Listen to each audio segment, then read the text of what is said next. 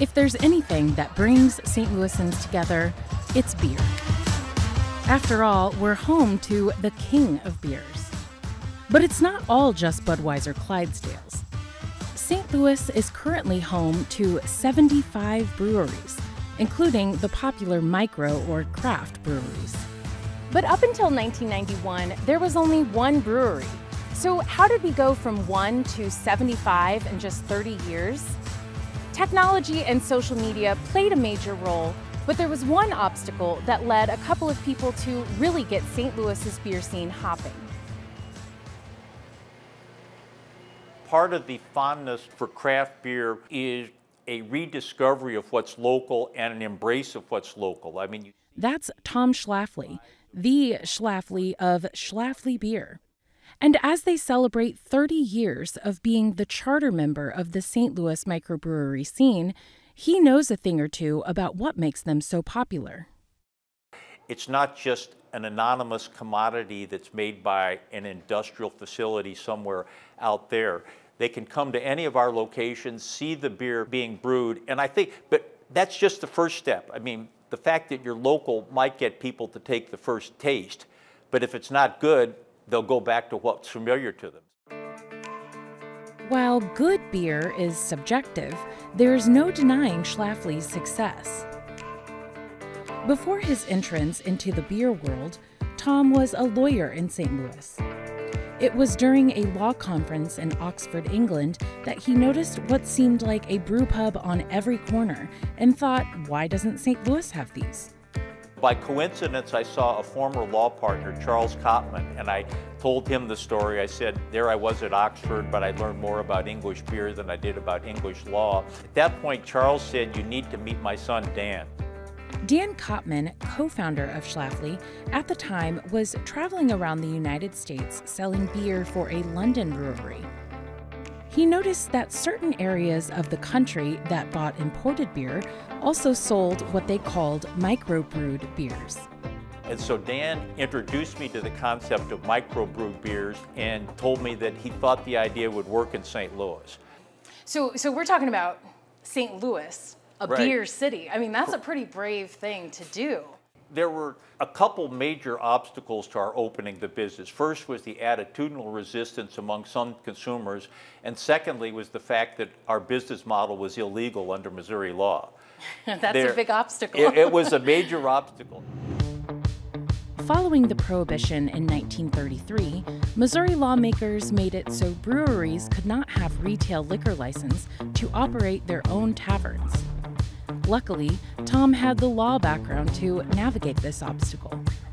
So what we had to do was get the Missouri law changed to allow us to open initially as a brew pub, and we were able to do that in 1991, and there was, as I said, tremendous interest because people just never thought of another brewery opening in St. Louis.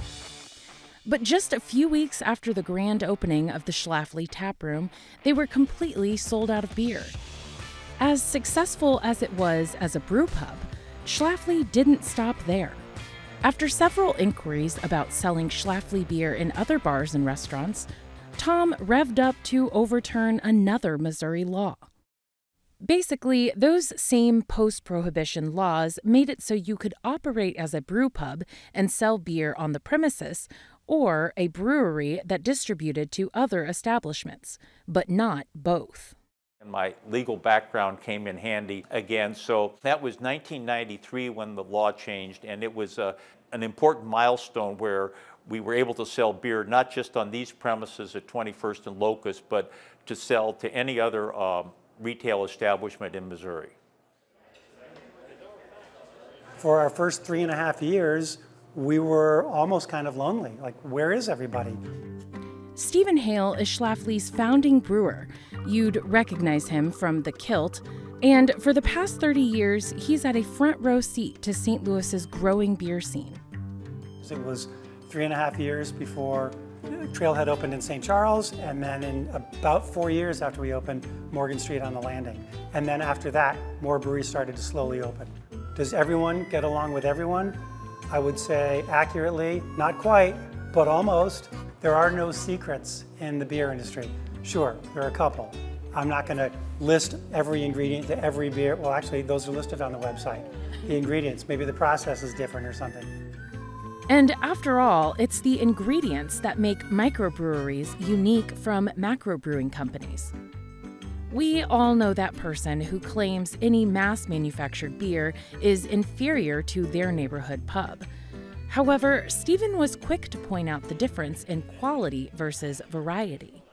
To make light beer worldwide and keep it consistent and taste the same all over the place, most craft breweries would have a challenge doing that. We couldn't compete in the arena of lighter lagers, which larger breweries pretty much dominated. They own that category for a long time. Over the past 30 years, many breweries have entered that market, as well as a plethora of beer styles. The list is too long to list, but choice, variety, I think that's what the consumers want.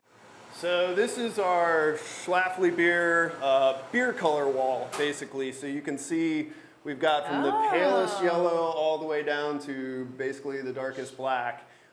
Craft beer drinkers are always evolving themselves and wanting to try something new. It's striking that balance of like honoring the classics and then also innovating and helping us like move forward. Jared Williamson is the current lead brewer at Schlafly. Some actually call him Stephen Jr., but no kilt yet. And while Stephen got his start with homebrewing, like most people in the industry, Jared came to St. Louis 10 years ago with experience from working at a brewery in Kentucky, so he knew about the reputation that Schlafly had already established. This became an incubation hub for talent. The St. Louis Brewers Guild is about a 70-mile radius, and there's close to 100 breweries in that guild now, and probably at least almost half of them have some connection to this brewery. You know, either they were an intern here or, you know, they worked here. So the family tree of St. Louis craft beer definitely started in this building, and the branches and the roots have grown out from there.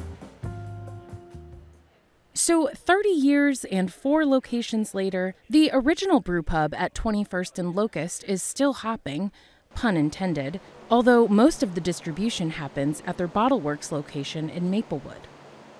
Just a few weeks ago, the parking lot was overflowing with beer connoisseurs for their annual Full Moon Festival. So it's not a stretch to say Schlafly can brew up another 30 years of success.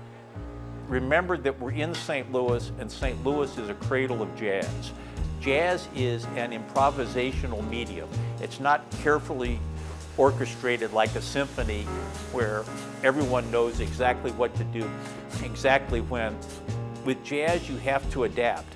And I think that's something we've learned over 30 years. We've been flexible, that we haven't stuck rigidly to a business plan because things change. And while we've grown and we now have hundreds of employees in 4 locations and we're in 14 states nationwide, I hope that we don't get too big so as to lose the ability to adapt and respond to the customers. Because once you lose that, then you're on the downslide. Work hard, play hard. It's what we all should do. And at the end of the day, in the middle of the day, whenever you do it, enjoy a good beer. Cheers, y'all. Cheers to you too. Thank you.